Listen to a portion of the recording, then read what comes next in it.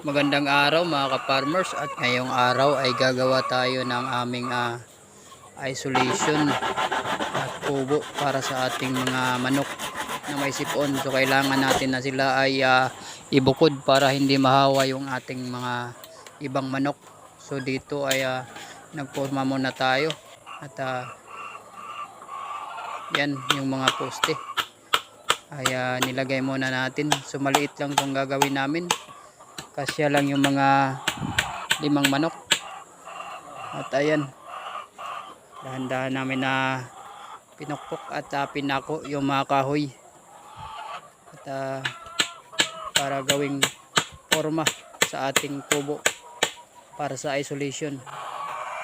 Gagawin natin to para na maibukod yung mga manok at maiwasan na magkahawa-hawa sila mga ka-farmers.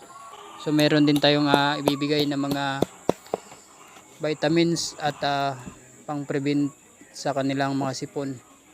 So yun ay ang Doxylac mga ka-farmers. At yan ay nilagyan na natin ng dingding. Pagkatapos ay ganyan na yung kanyang itsura. Maliit lang mga ka-farmers. At yung yero ay hindi pa nakapako yan. So mayroon tayong nilagay na 2. At yan yun ay may mga sipon.